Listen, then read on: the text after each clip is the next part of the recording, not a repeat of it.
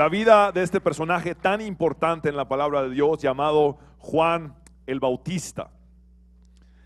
Y quiero que comencemos por darnos cuenta que Juan el Bautista fue un personaje anunciado en profecías del Antiguo Testamento.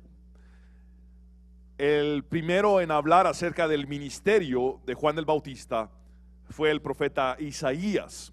650 años antes del nacimiento de Juan, él profetizó lo siguiente: voz que clama en el desierto. Así fue como Juan se refirió a su ministerio. Yo soy la voz de aquel que clama en el desierto. Y vean lo que sigue diciendo el texto de Isaías: preparad camino a Jehová. Y precisamente Juan fue aquel que preparó el camino para que Jesús empezara su ministerio. Luego dice: enderezad calzada en la soledad a nuestro Dios. Y ese enderezar calzada en la soledad a nuestro Dios se refiere a aquel llamamiento que hizo Juan a que los judíos enderezaran su camino. Aquel llamamiento que hizo Juan al arrepentimiento. Juan bautizó en el bautismo de arrepentimiento. Así es como se reconoce al bautismo en aguas. Y por ende lo hizo en la soledad, porque lo hizo en lugares desérticos. Juan vivió en el desierto, aislado, y lo hizo en un entorno de soledad. Ahora, no fue el único profeta que habló acerca de Juan, el profeta Isaías, sino que también vemos que Malaquías habla acerca de Juan el Bautista. Y quiero que lean por favor a Malaquías capítulo 4, versículos 5 al 6. Dice: he aquí, yo os envío el profeta Elías. Y noten que aquí dice Elías. Antes que venga el día de Jehová grande y terrible, él hará volver el corazón de los padres hacia los hijos y el corazón de los hijos hacia los padres, no sea que yo venga y hiera la tierra con maldición. Ahora, acabamos de leer los últimos dos versículos del Antiguo Testamento. Recordemos que Malaquías es el último profeta del Antiguo Testamento y estos son los dos últimos versículos. Ahora, cualquiera puede estar pensando: pastor, ¿y dónde está Juan el Bautista allí?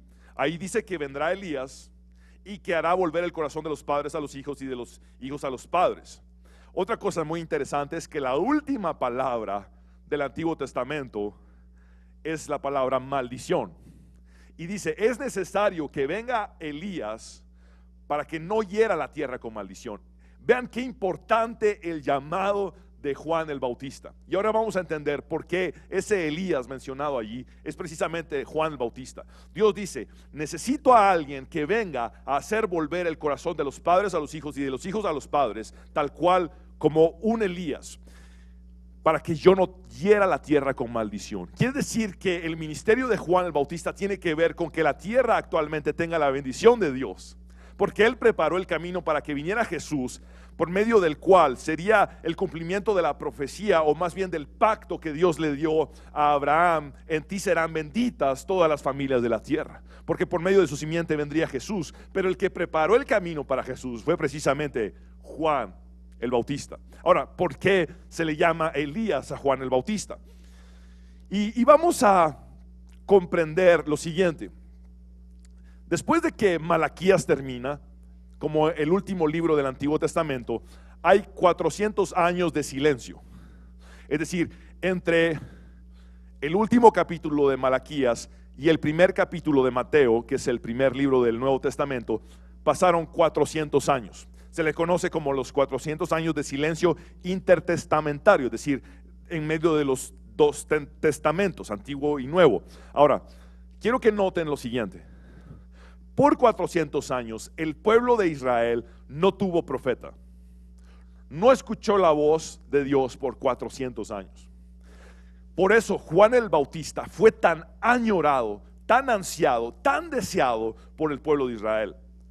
El pueblo de Israel recibió a Juan el Bautista con los brazos abiertos. Anhelaban los judíos tener por fin a un profeta. Y si ustedes notan, al profeta Juan el Bautista tiene todas las características de un profeta veterotestamentario, es decir, de un profeta del Antiguo Testamento. Juan el Bautista aparece como un personaje del Antiguo Testamento incrustado en el Nuevo Testamento por las características de la forma en la que habló, la forma en la que vistió, la forma en la que vivió, la forma en la que se alimentó. Y quiero que vean que el mismo ángel Gabriel que anunció el nacimiento de Jesús es el mismo ángel Gabriel que anuncia el nacimiento de Juan el Bautista. Por lo general, en la palabra de Dios, ves que el ángel Gabriel lleva lo que es un anuncio de Dios, una palabra de Dios, y el ángel Miguel lleva la respuesta a una oración. Es por lo general como funciona. Ahora, el ángel Gabriel le dice estas palabras a Zacarías, el padre de Juan.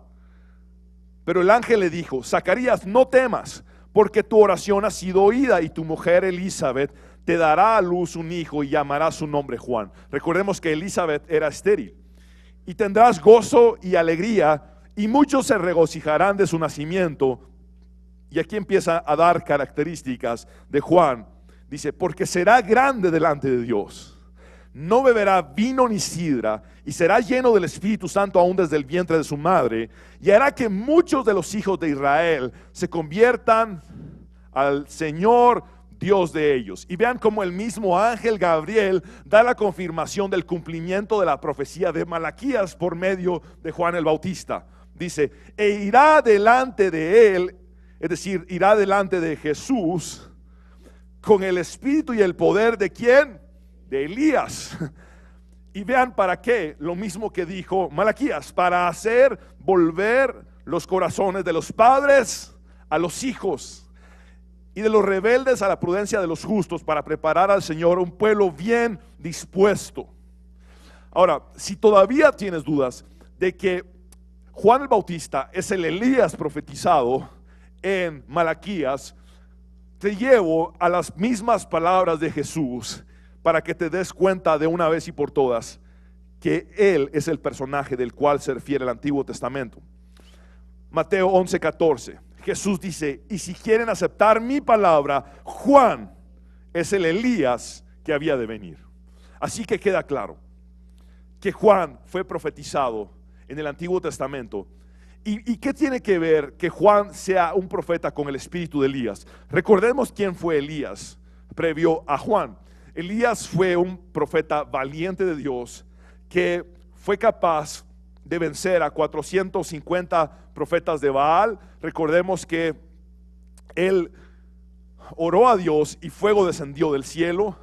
Recordemos que él incluso había pedido que pusieran agua en el altar para dar una prueba concisa de que Dios podía enviar el fuego desde el cielo. Recordemos que fue un profeta también que ascendió al cielo en una carroza de fuego en medio de un torbellino, y un profeta con muchas características del celo por hacer volver a la nación de Israel al arrepentimiento, hacer volver a la nación de Israel a Dios. Y esto es precisamente lo que vino a realizar años después Juan el Bautista. Entonces, quiero que notemos que hay cosas muy paralelas entre las vidas de Jesús y de Juan el Bautista. Hay una historia muy similar, tenían muchas cosas en común. Los nacimientos de ambos, como les dije ya, fueron anunciados por el mismo ángel Gabriel. Fueron primos. Recordemos que María, la madre de Jesús, era familiar de Elizabeth, la madre de Juan, y por ende Juan y Jesús eran primos. Se llevaban tan solo 6 meses de diferencia. Juan era mayor que Jesús por 6 meses, es decir, tenían la misma edad. Ambos crecieron de maneras similares también, tuvieron una niñez muy parecida y se parecían tanto Jesús y Juan que después de que Juan ya había muerto, la gente creía que Jesús era la resurrección de Juan, y se los demuestro bíblicamente. En Lucas 9, 18, 19, aconteció que mientras Jesús oraba aparte, estaban con él los discípulos y les preguntó diciendo: ¿quién dice la gente que soy yo? Esta es la pregunta de Jesús. Y ellos respondieron, unos, vean lo primero que dicen, Juan el Bautista. Se parecían tanto entre ellos que la gente pensaba que Jesús era la resurrección de Juan el Bautista. Pero otros decían, miren el siguiente personaje, Elías. ¿Y a quién se parecía Juan el Bautista? A Elías. ¿Y a quién se parecía Jesús? A Juan el Bautista. Así es que hay algo muy interesante entre estos tres personajes. Y en el monte de la transfiguración vemos que los personajes que aparecen con Jesús son Moisés y ¿quién más? Elías. Es sumamente importante entender esto. Y otros que algún profeta de los antiguos ha resucitado. Ahora, veamos que ellos fueron muy similares desde su niñez. Veamos lo que dice la Biblia de la niñez de Juan en Lucas 1:80. Y el niño crecía y se fortalecía en espíritu y estuvo en lugares desiertos hasta el día de su manifestación a Israel. Es decir, el niño crecía y se fortalecía en espíritu. Pero veamos lo que nos dice el mismo autor Lucas de la niñez de Jesús en Lucas 2:52. Y Jesús crecía en sabiduría y en estatura y en gracia para con Dios y los hombres. Vemos que tuvieron una niñez ambos muy similar. Ambos anunciaron el reino de los cielos. Juan el Bautista anunció el reino de los cielos llamando al arrepentimiento. De hecho, su bautismo, como les dije ya, se llama el bautismo del arrepentimiento. Pero Jesús anunció el reino de los cielos trayendo el perdón de pecados. Es decir, mientras que Juan llamaba al arrepentimiento, Jesús quitaba el pecado, Jesús perdonaba el pecado. De hecho, Juan dijo, he aquí el Cordero de Dios que quita el pecado del mundo. Yo los llamo a que se arrepientan de sus pecados, pero Jesús es el que viene a quitar sus pecados. Eso es lo que Juan estaba enseñando constantemente al pueblo. Ambos, tanto Juan como Jesús, bautizaron. Juan bautizó en agua y Jesús bautiza en Espíritu Santo y fuego. Ambos bautizaron. Ambos fueron célibes. Ninguno de ellos se casó. Ambos se guardaron completamente para el servicio al Padre Celestial. Ambos tuvieron discípulos y seguidores. Recordemos que hemos hablado mucho de los seguidores de Jesús y de los 12 discípulos de Jesús, pero Juan también tuvo discípulos y seguidores. Ambos se enfrentaron al mismo Herodes Antipas, este personaje del Imperio Romano, y ambos fueron encarcelados en momentos distintos, pero ambos sufrieron la prisión y ambos sufrieron también la ejecución. Los dos fueron asesinados en momentos distintos. Juan el Bautista fue asesinado aproximadamente a la edad de 30 años y Jesús fue asesinado a la edad de 33 años. Así es que vemos vidas muy paralelas y muy similares, pero quiero llevarlos en este momento hacia la niñez de estos dos niños tan especiales, Juan y su primo Jesús. Recordemos que la relación de María con Elizabeth, la madre de Juan, era sumamente cercana al punto de que ella se quedó a vivir 3 meses mientras ambas estaban embarazadas. Recordemos que Elizabeth tenía 6 meses más de embarazo y el embarazo de María estaba recién empezando. Y por ende podemos entender que Jesús y Juan crecieron como dos primos de la misma edad. Yo tengo la bendición de tener un primo por parte de madre, Rubén Alfonso, que nació en diciembre y yo nací en enero y crecimos como hermanos. Él no tuvo un hermano varón y yo tampoco tuve un hermano varón, y por ende Rubén Alfonso se convirtió en mi hermano varón desde chiquito. Ahora, lo mismo pasó entre Jesús y Juan.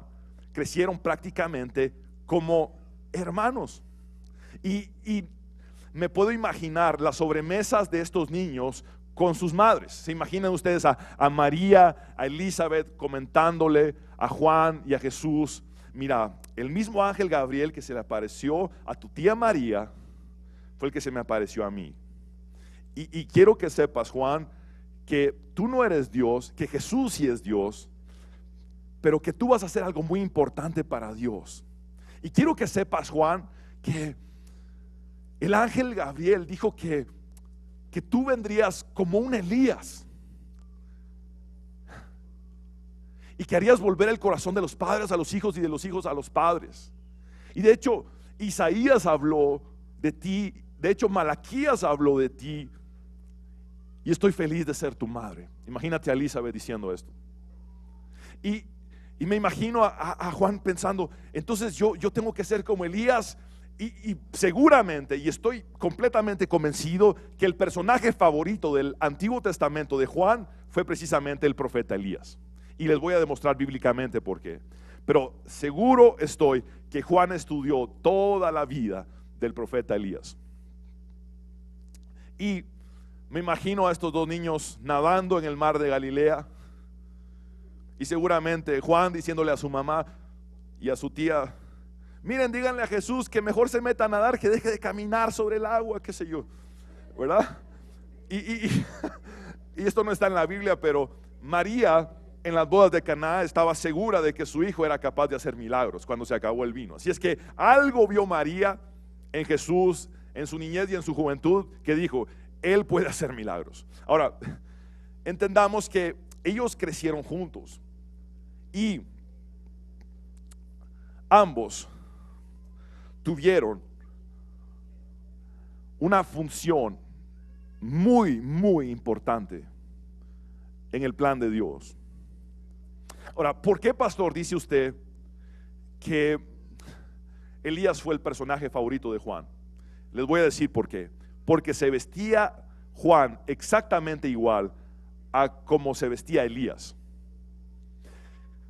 Me acuerdo cuando yo era niño que surgieron los superhéroes y yo tenía personajes favoritos en los superhéroes.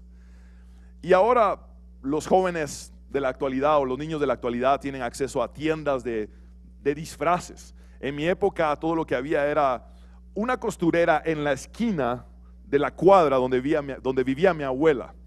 Y mi mamá miraba cuál era mi personaje favorito en ese momento. Entonces yo pasaba viendo la película de Superman, y no la que está recientemente en el cine, sino las de antes, ¿verdad?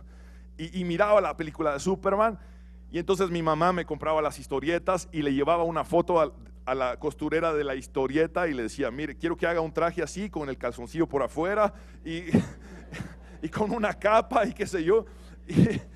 Y bueno, y la costurera me terminaba poniendo una S aquí, y yo feliz con mi capa. Y yo tendría unos 3, 4 años, me vestía como mi personaje favorito. De repente me cambió el gusto por el hombre araña, y entonces ya me tuvieron que hacer también una máscara, y siempre era la misma costurera de la colonia Centroamérica la que me hacía estos disfraces. Ahora, Juan decidió vestirse como su personaje favorito. Y se los voy a demostrar bíblicamente. Veamos cómo se vestía Elías. Segunda de Reyes 1, 7 al 8. Entonces él les dijo: ¿cómo era aquel varón que encontrasteis? Y os dijo tales palabras. Y ellos respondieron, y ojo con esta descripción: un varón que tenía vestido de pelo, evidentemente de pelo de animal, y ceñía sus lomos con un cinturón de cuero.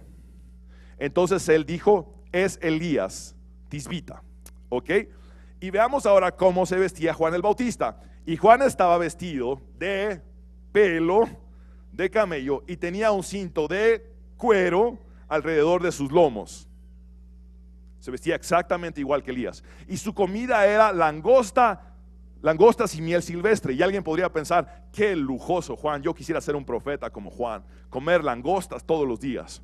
Pero no estamos hablando de langostas de mar, estamos hablando de langostas, los insectos. Juan se alimentaba de insectos y de miel silvestre y vivía en el desierto.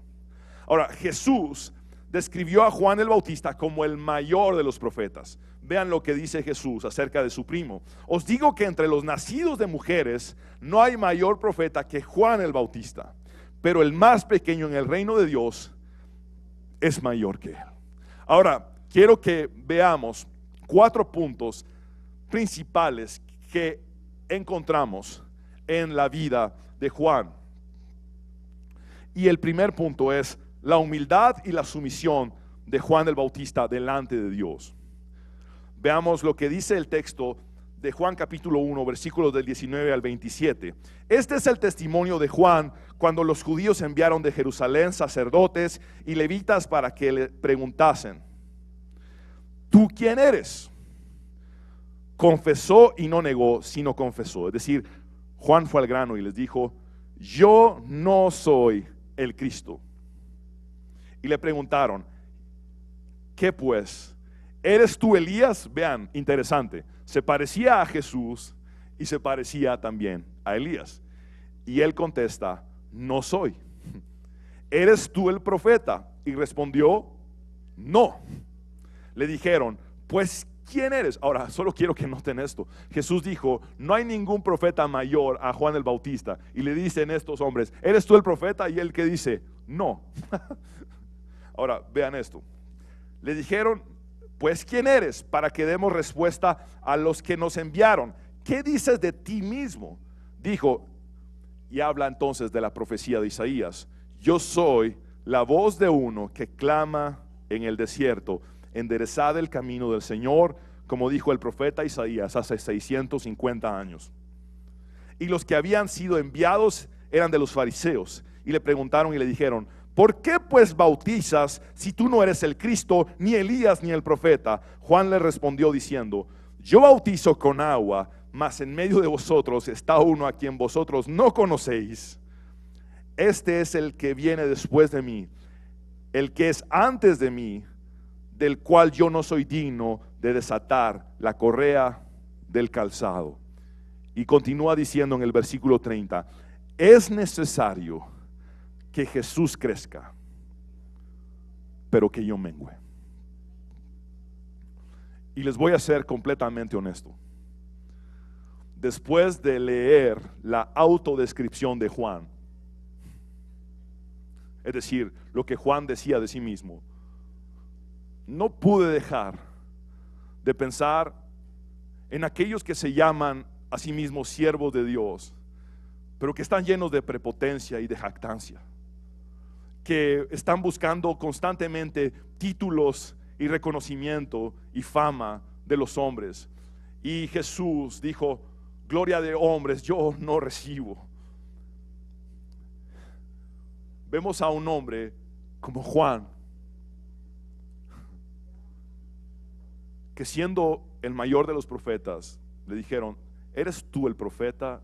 Y él responde: no. Malaquías había dicho que él vendría como un Elías, y el ángel Gabriel había dicho que él vendría como un Elías, y le dicen: ¿eres tú Elías? Y él dijo: no. Y se parecía tanto a Jesús que le dijeron: ¿eres tú el Cristo? Y él dijo: yo no soy el Cristo. Yo no estoy aquí para que ustedes me reconozcan. Yo no estoy aquí para que ustedes me admiren, ni para ser famoso entre ustedes. Yo estoy aquí para servirle a aquel al cual yo ni siquiera soy digno de inclinarme a desatar sus zapatos. Yo no estoy aquí para recibir gloria para mí. Yo estoy aquí para abrir el camino para aquel que va a recibir toda la gloria. Y ojalá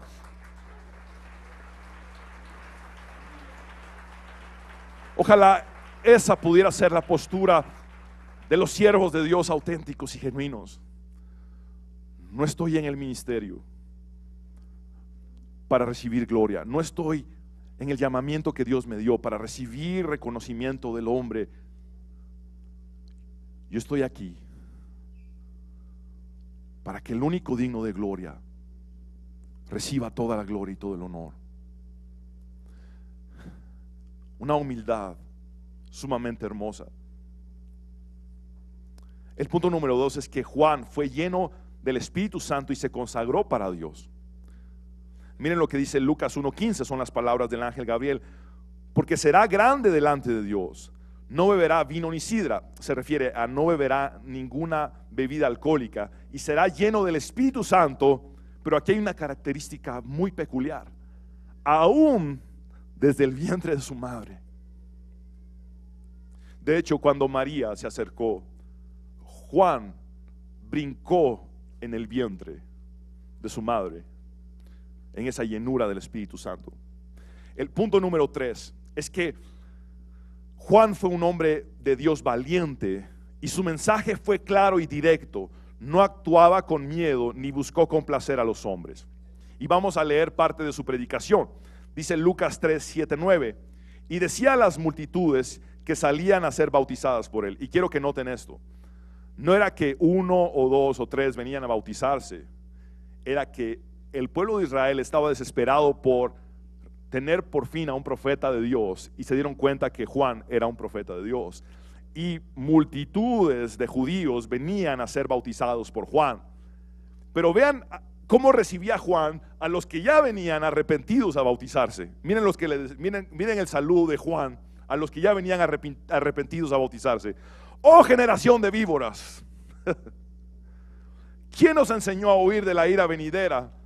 Haced pues frutos dignos de arrepentimiento, y no comencéis a decir dentro de vosotros mismos: tenemos a Abraham por padre, porque os digo que Dios puede levantar hijos a Abraham aún de estas piedras, y ya también el hacha está puesta a la raíz de los árboles. Por tanto, todo árbol que no da buen fruto se corta y se echa en el fuego. Y se los puse en la Nueva Traducción Viviente también, para que puedan entender un poco mejor este discurso de Juan. Cuando las multitudes acudieron a Juan para que los bautizara, les dijo: camada de víboras, ¿quién les advirtió que huyeran de la ira de Dios que se acerca? Demuestren con su forma de vivir que se han arrepentido de sus pecados y han vuelto a Dios. No se digan simplemente el uno al otro: estamos a salvo porque somos descendientes de Abraham. Eso no significa nada, porque les digo que Dios puede crear hijos de Abraham de estas mismas piedras. Ahora mismo el hacha del juicio de Dios está lista para cortar las raíces de los árboles. Así es, todo árbol que no produzca buenos frutos será cortado y arrojado al fuego. En la actualidad sufrimos un problema grave en el cuerpo de Cristo, y es el evangelio complaciente. Vemos a predicadores responsables de llevar la palabra de Dios entregar un evangelio que está demasiado enfocado en este mundo terrenal. Y vemos a predicadores que deberían de estar hablando a las personas acerca del arrepentimiento. Y quiero que recuerden que la palabra de Dios dice: el reino de Dios se ha acercado, y por ende arrepentíos. Cuando el reino de Dios se acerca, se provoca el arrepentimiento. Juan señaló directamente los pecados de la gente para provocar también arrepentimiento. Pero ahora pareciera que estamos en medio de un tiempo donde el evangelio se trata de rascar la comezón de los oídos de las personas, como dijo Pablo hace tanto tiempo. Muchos buscarán escuchar algo que les complazca, algo que les rasque la comezón de oír, algo que les satisfaga momentáneamente. Y ese no es el verdadero ese no es el verdadero evangelio, dijo Pablo. Pablo dijo: si alguien les predica un evangelio distinto, sea llamado anatema. En otras palabras, si alguien tergiversa el verdadero mensaje, es un anatema. Y el verdadero mensaje de Dios no es para provocar en nosotros un éxito dentro de esta tierra. Cuando estamos diciéndole a la gente: tienes que ser exitoso en este mundo, tienes que ser un líder en este mundo, tienes que ser un campeón en este mundo, y empezamos a predicar de todo menos del arrepentimiento. Algunos pastores, y yo los he escuchado hablar, dicen que el hablar acerca del pecado y del infierno ya pasó de moda, que ahora hay que ver cómo la gente se puede superar y ser mejor en este mundo. Y saben una cosa, yo no tengo nada en contra de verlos prosperar. El mismo Pablo dijo: amado, deseo que seas prosperado en todas las cosas, que tengas salud también, así como prospera tu alma. Ese es mi mayor deseo para ustedes, verlos prosperar y verlos bendecidos, verlos en salud. Pero si yo empezara a predicar algo que no conllevara primeramente el reino de Dios y su justicia, estaría dando un falso evangelio. Esas bendiciones que yo anhelo para ustedes son simplemente y expresamente añadiduras de buscar primeramente el reino de Dios y su justicia. Porque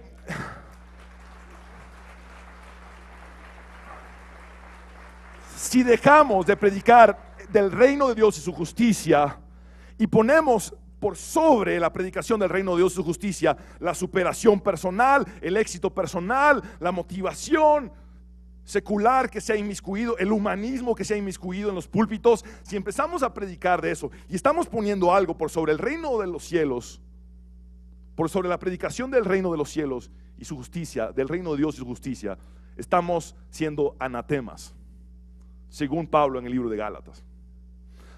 Es un evangelio diferente. Buscad primeramente el reino de Dios y su justicia, y todas las demás cosas os serán añadidas.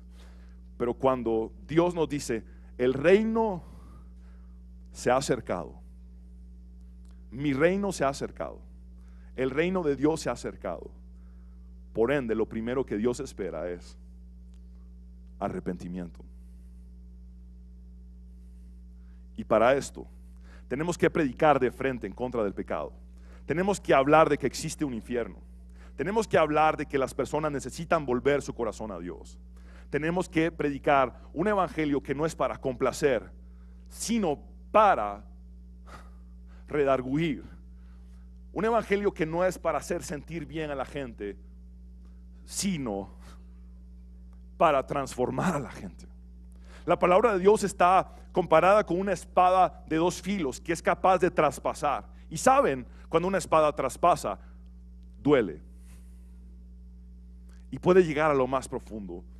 Yo anhelo, mis hermanos, que sean prosperados y verlos felices y realizados, pero después de haber buscado el reino de los cielos, el reino de Dios y su justicia, después de haber estado arrepentidos, después de haber sido transformados, después de haber confesado sus pecados, después de haber venido a los pies de Jesús y haberlos rescatado y arrebatado del infierno. Mira, Juan tampoco se intimidó ante autoridades del imperio romano. Mira en pantalla, por favor, Lucas 3:19. Dice, también Juan criticó públicamente a Herodes Antipas, el gobernador de Galilea, por haberse casado con Herodías, la esposa de su hermano, y por muchas otras injusticias que había cometido. Y quiero que miren esto. Juan evidenció las malas acciones del gobierno. Juan evidenció las malas acciones de las autoridades. Y estamos siendo a veces demasiado condescendientes con la gente de gobierno. Y quiero que recordemos que la palabra de Dios nos dice que oremos por aquellos que están en autoridad y en eminencia, porque no es nada fácil estar en la responsabilidad de dirigir una nación. Pero déjenme decirles algo. También es necesario que la iglesia se levante sin cobardía a señalar aquello que no está conforme a la palabra de Dios. También es necesario que nos levantemos sin cobardía a decir, ¿saben qué? Ese voto que ustedes pretenden darle a un pueblo que va en contra de la nación de Israel no nos representa a los cristianos. Es necesario que gente se levante y diga, no estamos a favor del matrimonio homosexual, porque el Génesis dice que varón y hembra los creó. Y tenemos que también levantarnos y decir, no estamos a favor del aborto, porque uno de los 10 mandamientos es, no matarás. Y necesitamos a gente valiente y tenemos que aprender eso de Juan. Mira, el punto número 4 es que Juan alcanzó a los perdidos. Y ese es el mismo llamado que tú tienes y que yo tengo. Esa es la gran comisión. Mira Juan 1, 6 al 8 dice, Dios envió a un hombre llamado Juan el Bautista para que contara acerca de la luz, a fin de que todos creyeran por su testimonio. Juan no era la luz, era solo un testigo para hablar de la luz. Y ojo con esto, estamos en un contexto donde muchos quieren brillar, donde muchos quieren ser famosos y tomarse de Jesús como pretexto para su propio beneficio y su propia fama y su propio reconocimiento. No tenemos luz propia, no tenemos luz propia. Nadie puede ser una estrella en el reino de los cielos. Juan, el mayor de los profetas, no tenía luz propia, sino que dependía de la luz de Dios que estaba en él. Dios nos habla muchas veces por medio de la naturaleza, y cuando tú observas la luna no tiene luz propia, pero es capaz de iluminar en la noche. En el momento más oscuro, la luna es capaz de iluminar. ¿Por qué? Porque detrás de ella está un sol. Sin el sol, la luna no es nada. Lo mismo pasa con nosotros. Nosotros somos la luz del mundo, pero no estamos aquí para brillar con luz propia. Estamos aquí para reflejar la luz de Dios. Estamos aquí para reflejar la luz de Dios. Mira lo que dice Jesús en Juan 5:35 en tu pantalla. Él era antorcha que ardía y alumbraba, se refería a Juan, y vosotros quisisteis regocijaros por un tiempo en su luz. En Lucas 1:16 vuelvo a las palabras del ángel Gabriel, que dice: y hará que muchos de los hijos de Israel se conviertan al Señor, Dios de ellos. Pero la forma en la que se convirtieron fue llamándolos al arrepentimiento. No hay otra forma de llevar a la conversión a las personas, complaciéndolas con lo que decimos desde los púlpitos. No hay conversión. Tenemos que llevarlas al arrepentimiento, hablar el evangelio directamente, la verdad de la palabra de Dios directamente. Ahora, Juan incluso hizo un énfasis en la labor social y creó una conciencia social. Vean esto en pantallas, Lucas 3, 10, 11. Y la gente le preguntaba diciendo entonces: ¿qué haremos? Y respondiendo les dijo: el que tiene 2 túnicas, dé al que no tiene, y el que tiene que comer, haga lo mismo. Vean lo que hizo con los publicanos. En Lucas 3, 12 y 14. Vinieron también unos publicanos para ser bautizados y le dijeron: maestro, ¿qué haremos? Él les dijo: no exijáis más de lo que os está ordenado. También le preguntaron unos soldados diciendo: ¿y nosotros qué haremos? Y les dijo: no hagáis extorsión a nadie. En otras palabras, no pidáis mordida ni calumniéis, y contentaos con vuestro salario. Así es que vemos a Juan como un valiente de Dios, hablando de frente la verdad que está en el corazón de Dios. Y hay un momento cúspide en la vida de Juan. Yo me atrevería a decir que es un momento único en la palabra de Dios que un hombre pudo presenciar. Y es precisamente cuando Jesús se acerca a bautizarse. Juan tiene una visión de la Trinidad. Mira lo que pasa en Marcos 1, 9 al 11. Aconteció en aquellos días que Jesús vino de Nazaret de Galilea y fue bautizado por Juan en el Jordán. Este es el río que está en Israel. Y luego, cuando subía del agua, vio abrirse los cielos y al Espíritu Santo como paloma que descendía sobre él. Y vino una voz de los cielos que decía: tú eres mi Hijo amado, en ti tengo complacencia. ¿Y de quién era esa voz? Del Padre. El Espíritu Santo descendió en forma de paloma sobre Jesús, y Jesús, el Hijo, estaba recién saliendo de las aguas, bautizado. Juan tiene una manifestación visible, tangible, audible del Padre, del Hijo y del Espíritu Santo. Pero aún con todo esto, Juan tuvo un desenlace inesperado.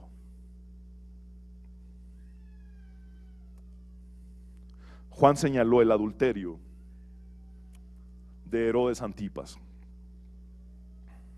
Herodes Antipas tenía un hermano que se llamaba Felipe.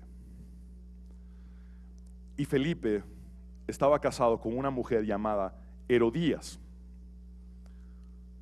Herodes Antipas se enamoró de la mujer de su propio hermano y adulteró con esta mujer.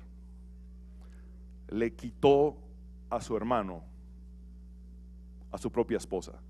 Se quedó con su propia cuñada. Y Juan señaló este pecado directamente.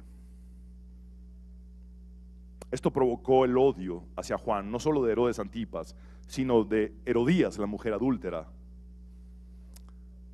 Y Juan fue encarcelado, fue metido en la prisión. Y llega un momento donde Juan en la prisión se da cuenta que las cosas no eran como él esperaba. Mira lo que pasa en Lucas 7, 18, 23. Los discípulos de Juan le dijeron las nuevas de todas estas cosas. Y llamó Juan a 2 de sus discípulos y los envió a Jesús para preguntarle: ¿eres tú el que había de venir? ¿O esperaremos a otro? Cuando pues los hombres vinieron a Jesús, le dijeron: Juan el Bautista nos ha enviado a ti para preguntarte: ¿eres tú el que había de venir? ¿O esperaremos a otro? En esa misma hora sanó a muchos de enfermedades y plagas y de espíritus malos, y a muchos ciegos les dio la vista. Y respondiendo Jesús les dijo: id, haced saber a Juan lo que habéis visto y oído. Los ciegos ven, los cojos andan, los leprosos son limpiados, los sordos oyen, los muertos son resucitados, y a los pobres es anunciado el evangelio. Y bienaventurado es aquel que no haya tropiezo en mí. Quisiera llevarte un momento a que te pongas en los zapatos de Juan en aquella circunstancia.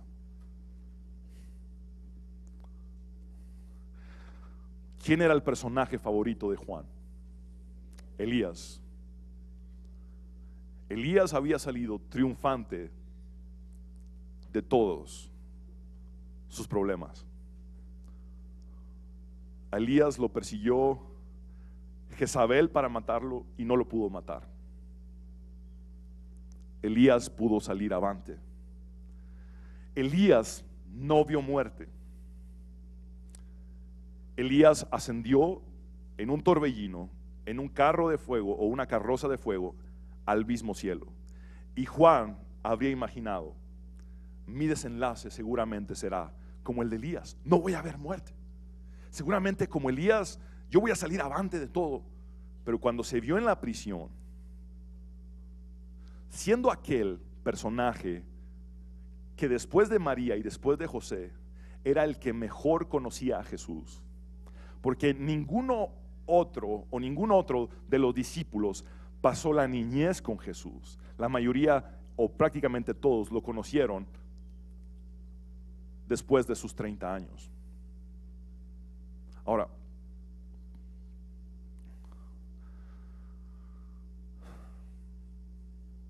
Juan y Jesús siempre supieron que tenían un llamado del Padre Celestial.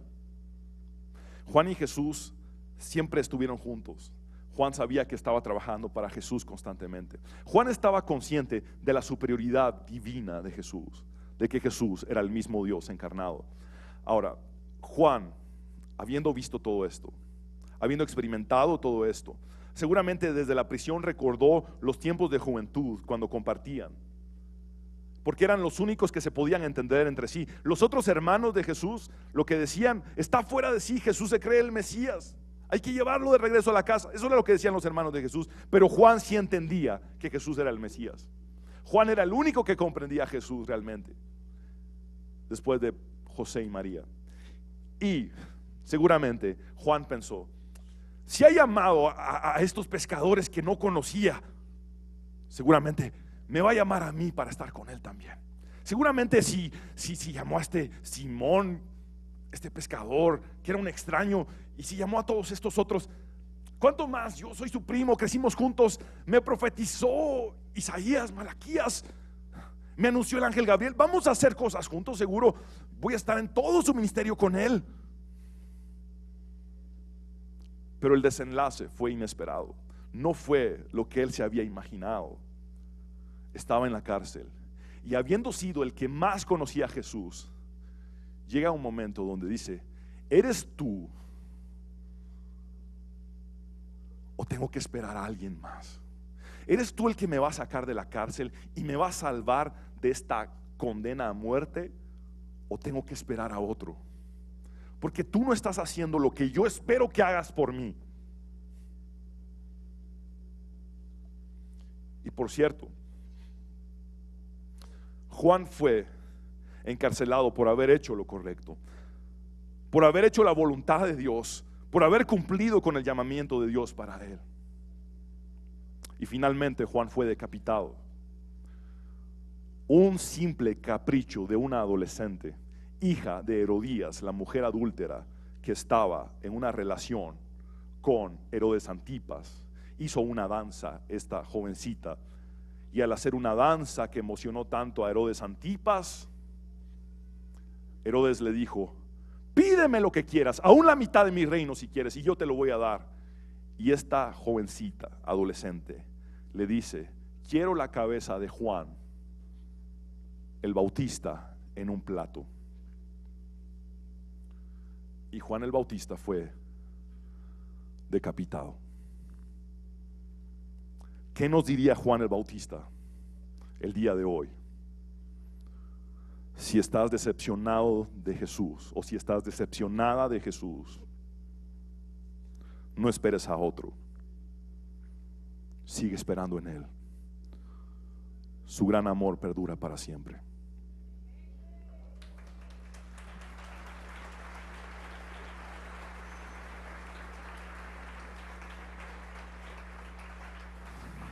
Y yo quiero dedicar esta predicación a todos aquellos que tienen un desenlace inesperado, a todos aquellos que están atravesando algo en la actualidad que no pensaron que acontecería. Sus sueños fueron distintos, sus anhelos fueron distintos, lo que se imaginaron era diferente, pero en la actualidad están enfrentando algo que nunca esperaron. No solamente esto, quiero dedicar esta predicación a aquellos que están decepcionados de Jesús, a aquellas que están decepcionadas de Jesús, porque Jesús no ha hecho con ustedes lo que ustedes desearían.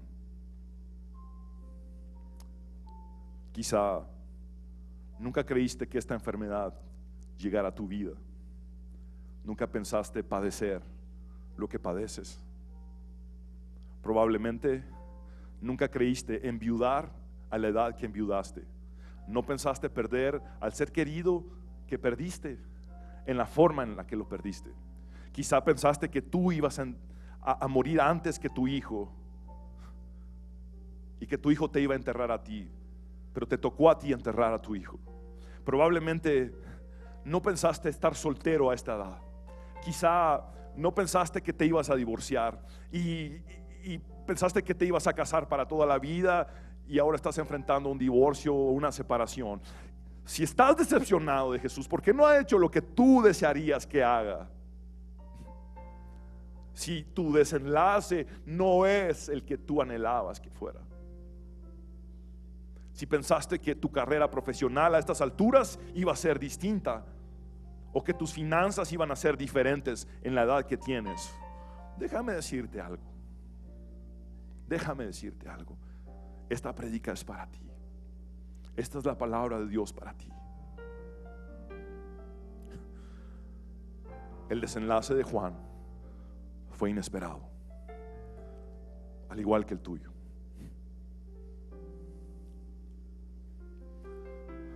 Pero Jesús dijo algo muy importante: bienaventurado aquel que no haya tropiezo en mí.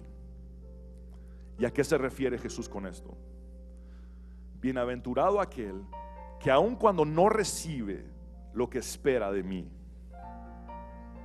sigue confiando en mí, sigue creyendo en mí, sigue pensando que yo soy aquel que había de venir para salvarle. Déjame decirte algo: Dios no es nuestro sirviente, nosotros somos sus siervos. Dios no tiene por qué hacer lo que nosotros le decimos que haga.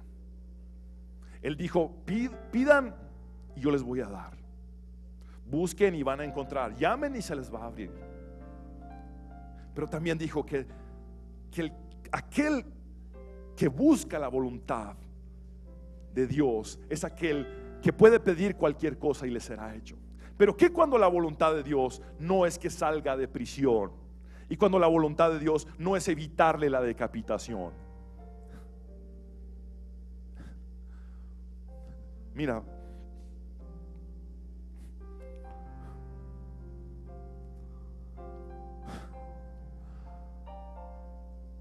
no hay estropiezo en Jesús.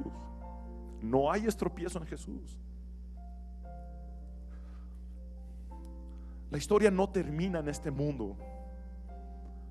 Cuando enfocamos el evangelio demasiado a esta tierra, salimos motivados temporalmente, pero frustrados después. Pero cuando nos damos cuenta que este evangelio es un evangelio eterno y que no pasa de moda, y que el cielo y la tierra se pueden acabar, pero su palabra seguirá vigente, nos damos cuenta que hay algo más allá de este mundo. Y parecía que todo se había acabado para Juan el Bautista en el momento en que acomodó su cabeza para que lo decapitaran. ¿Qué habrá pasado por su mente en esos últimos instantes? Quizá lo mismo que está pasando por tu mente en esta situación en la que estás. Mira,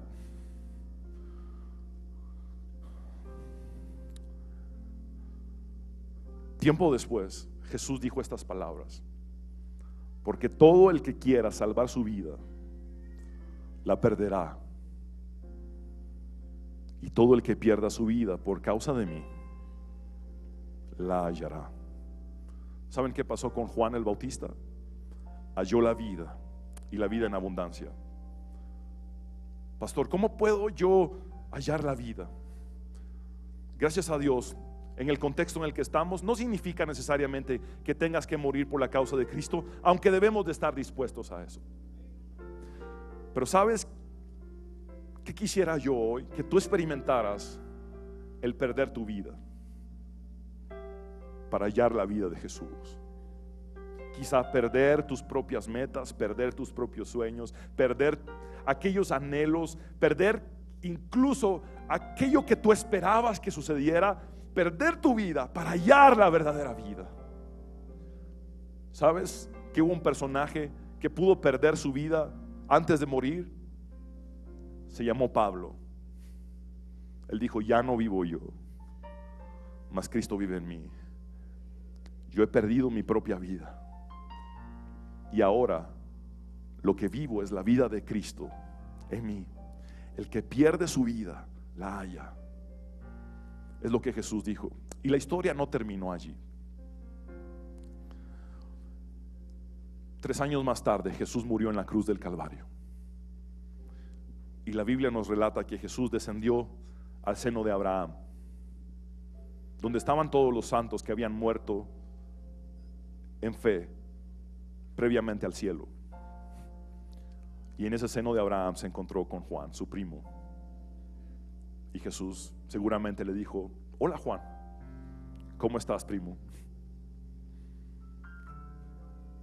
Sé que no te visité en la prisión, solo te mandé a dejar un mensaje,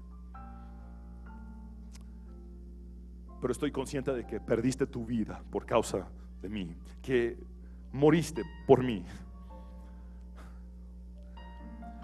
Pero quiero contarte que yo acabo de morir por ti. Yo acabo de morir por ti, Juan. Vine a traerte para llevarte al cielo. Gracias por haber preparado el camino. Ya cumplí con el trabajo que yo tenía que hacer, y pude decir desde la cruz: consumado es. Terminé con todo lo que tenía que hacer. Pero Juan, gracias, porque valió la pena. Ahora, Juan, has hallado la vida. Has hallado la vida eterna. Has hallado la vida en abundancia. Entra en el gozo de tu Señor. Ven conmigo. Vamos a pasear a Jerusalén antes de irnos al cielo. ¿Te parece? Y la Biblia relata en Mateo 27, 52, 53: y los sepulcros se abrieron, y hasta muchas personas santas que habían muerto volvieron a la vida después de la resurrección de Jesús. Entonces salieron de sus tumbas después de la resurrección de Jesús y entraron en la santa ciudad de Jerusalén, donde mucha gente los vio.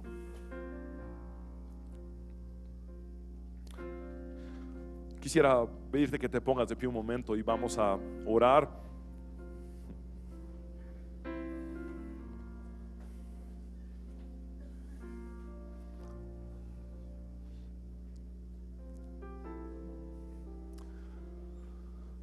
Quiero hablar de corazón a corazón con ustedes. Y sé que muchos están atravesando cosas fuertes y difíciles, y que el panorama es distinto al cual hubieran deseado tener en la actualidad. Es un desenlace inesperado. Pero ¿qué pasaría si la circunstancia nunca cambia? La circunstancia de Juan nunca cambió. Juan se quedó en prisión, sentenciado a muerte, y lo mataron. La circunstancia no cambió. Pero Jesús le dio un mensaje muy importante. Díganle a Juan que no haya tropiezo en mí, que no se decepcione de mí, que no espere a otro, que siga esperando en mí, y un día lo va a entender, si no en este mundo, fuera de este mundo. Y hoy quiero decirte, hermano, hermana, amigo, amiga, desearía que cambiara tu situación, desearía que salieras de prisión y que no estuvieras sentenciado a muerte, lo desearía. Pero si no cambia la situación, no te decepciones de Jesús. No esperes a otro. Sigue esperando en Él. Sigue confiando en Él. No hay otro camino al Padre sino solamente Jesús. En ningún otro hay salvación. No hay otro nombre bajo el cielo dado a los hombres en el cual podamos ser salvos, sino solamente en Jesús. Pedro le dijo a Jesús: ¿a quién iremos si solo tú tienes palabras de vida eterna? No esperes a otro, espera al único. Espera en el único que se llama Jesús. No esperes que los médicos resuelvan la situación. No esperes que los abogados resuelvan la situación. No esperes que amigos o familiares resuelvan la situación. Mejor espera en Jesús. Pon toda tu fe en el autor y consumador de la misma. Pon toda tu fe en Cristo Jesús. Y déjame decirte una cosa. Quisiera que te encontraras hoy con Jesús en una dimensión superior a la que hasta hoy lo has conocido. En una dimensión donde Jesús no tiene que hacer lo que tú esperas para que tú le ames y desees servirle con todas tus fuerzas. Donde Jesús no tiene que complacerte a ti para que tú decidas entonces seguirle a Él. Hoy quisiera que conocieras a Jesús, al verdadero Jesús, que te dice: sígueme, sígueme, sígueme. Ven, en el mundo vas a tener aflicción, y si me sigues te van a perseguir, y si me sigues vas a sufrir. Incluso puedes llegar a perder tu vida. Pero déjame decirte esto: sigue esperando en mí. Sigue esperando en mí. No hay tropiezo en mí. Aun cuando no recibas de mí lo que esperas, cree con todas tus fuerzas en que yo soy tu Salvador. Yo ya morí en la cruz por ti. Ya lo hice todo por amor a ti. No hay nada superior a entregar mi vida por ti. Ya lo hice todo. Ahora solo sigue creyendo que yo soy aquel que había de venir, que yo soy el Mesías esperado, tu Salvador, el que quita el pecado del mundo, la esperanza de gloria, aquel que te dará acceso a la gloria de Dios en el cielo, aquel que ha preparado una morada para ti y un banquete en el cielo. Gracias, Dios. Fortalece a mis hermanos, que Isaías 40 se haga una realidad en sus vidas. Dale fuerzas al que no tenga ninguna. Señor, que puedan emprender el vuelo como las águilas, que puedan correr y no desmayar. Señor, que puedan tener fuerzas renovadas como el búfalo y levantarse de donde están en el nombre de Jesús. Pero que jamás te cuestionen, que jamás haya tropiezo en ti. Señor, que podamos ser fieles a ti, sin importar la circunstancia, el problema, la situación difícil. Tú sigues siendo Dios, tú sigues siendo bueno, tú eres nuestro Salvador. Tú ya lo hiciste todo por nosotros. Dios, aquí está nuestra vida. Estamos dispuestos a perder hoy nuestra vida para hallar la vida en abundancia que tú entregas. Quiero decir, como Pablo dijo, ya no vivo yo, mas Cristo vive en mí. Gracias, gracias Dios, gracias Jesús. Te amo con todo mi corazón. Y ahora quiero hablar contigo, hombre y mujer, que has venido sin Cristo. Este es el momento de entregarte a Él. Voy a dirigirte en la oración de fe. Una oración que es necesario que hagas con tus labios, pero también con tu corazón. Hoy puedes rendir tu vida a Cristo tal cual estás. Voy a dirigirte en esta oración. Repite conmigo: Señor Jesús, te necesito. Ven a mi corazón. Reconozco que soy pecador, pero también sé que moriste en la cruz para perdonar mis pecados y que resucitaste al tercer día para darme la victoria y la vida eterna. Toma el trono de mi corazón desde ahora y para siempre. En tu nombre, Jesús, hemos orado. Amén.